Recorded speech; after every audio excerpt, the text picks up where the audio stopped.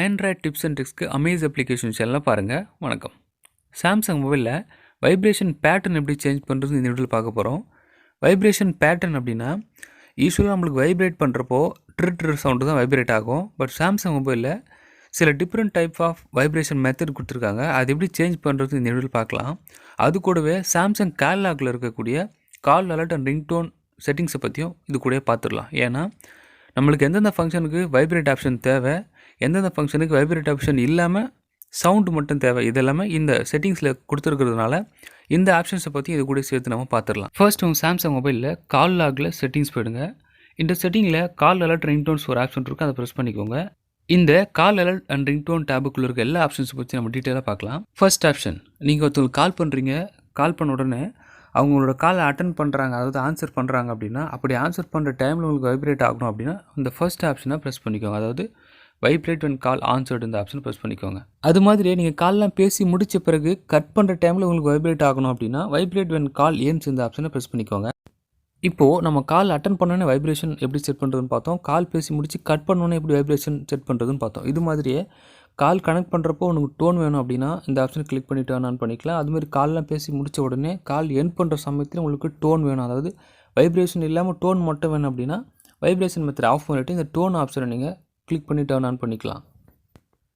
அடுத்த option notify during calls, அதாவது நீங்கள் கால் பேசிட்டு இருக்க சமயத்தில் அலாரம் வந்தாலோ இல்லை நோட்டிஃபிகேஷன் வந்தாலோ உங்களுக்கு சவுண்ட் வரணும் அப்படின்னா அந்த நோட்டிஃபை டியூரிங் கால்ஸ் ஆப்ஷனை ப்ரெஸ் பண்ணிக்கோங்க.